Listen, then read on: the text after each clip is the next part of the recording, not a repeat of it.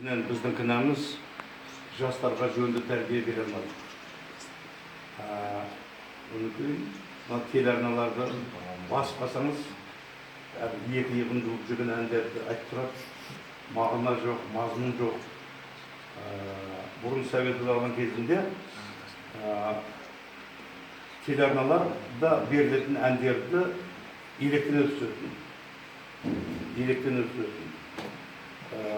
Жаңағы сөзін қарайтын, музыкасын тексеретін. Ал енді қазір олай, ол кезде сондай. Ал қазір кел ой бақай. Ал қазір кім ақша берсе, не кім ақша берсе, соның әнін береді.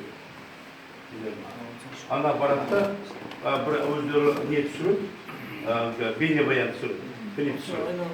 Сөйтіп, ақшамен клип түсіреді, сол клипті апарып телеарнаға береді, қасына 5000 доллар қояды. Бір ай бойы айландыра берді. Мағынасына, мазмұнына қарамайды. Сатылмайтын ештеңе қалмады. Телеарналардың барлығы тәрбиелік қасиеттен жұрдай. Тек әшейін сондай сатылған әндер. Сатып алынған әндер. Міне осындай жағдай болды. Сондықтан мынау жастардың тәрбиесіне біз жөнді назар аударамыз. Телеарналар бермейді. Мәселен, біз осы тәрбиенің әртүрлі проблемалары жөнінде сөйлейтінбіз бұрын. Мәселен, бір аптаның ішінде мені 3-4 телеарна шақырады. Ал қазір жарты жылдың ішінде бір-ақ телеарна шақырады. Онда да жарты жылдың ішінде бір-ақ телеарна. Өйткені қорқады. Біз шындықты айтқанымыз үшін ұнамаймыз. Содан жоғарыдан тапсырма берген Шақановтың енді бірде-бір бұйымын бермеу керек, әнін бермеу керек, тіптен оның есімін атамау керек телеарналарға, газет журналдарға атын атамау керек. Міне осындай тапсырма бар. Ал міне сондықтан қазіргі кезеңде жастарымыздың рухани шегінісі басталды. Ал жуырда мен бір топ Қазақ мемлекеттік университетінің студенттерімен жолықтым. Сонымен жаңалардан әңгімелесіп отырдым. Бір уақытта сұрадым, сендер желтоқсан оқиғасын білесіңдер ме? Білмейді. Жаңалардың хабары жоқ.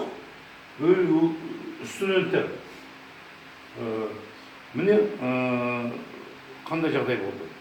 Қазір желтоқсан оқиғасын айтқызбайды. Бірде-бір телеарна бермейді. Өйткені оны ашық шындық жатыр. Билік басындағы адамдардың көпшілігі кінәлі соған. Сондықтан бергізбейді. Міне сондықтан қазіргі кезеңде жұрттардың көпшілігі шындығын жоғалтып алды. Осыған байланысты мен жаңа ұстаным жариядадым. Кім шындығын жоғалтып алса, кім ақты ақ, қараны қара деп айта алмаса, сөзі басқа, ісі басқа болса, және елдік ұлттық мүддеге терең тамыр жібере алмаса, 100 жерден үлкен жазушы болсын, үлкен ақын болсын, үлкен ғалым болсын, кім болса болсын, оның құны көк тиын. Ол екі аяқты шек. Осындай адамдар қазір қаптап кетті. Шындық айтылмайды. Біз шындықты айтқанымыз үшін ұнамаймыз билікке. Өздеріңіз көріп отырсыңдар, қазір жер жөнінде айтыс. Сонда 59 адам, жаңағы комиссия мүшелерінің 59-ы бізге қарсы шықты. 59. Сонда ішінде бір 7-8 адам ғана бармыз, шындықты айтады. Аналардың барлығы ойбай, жердің жалға берілгені дұрыс, Қытайға сатылғаны дұрыс, осылай деп барды. Өйткені өздерінде жерлер бар. Әрқайсының. Кеше неде шықты? Бір 27 мың гектар жері бар екен. Неміс. Астананың төңірегінде. Астананың төңірегінде бір неміс сатып алыпты. Неміс.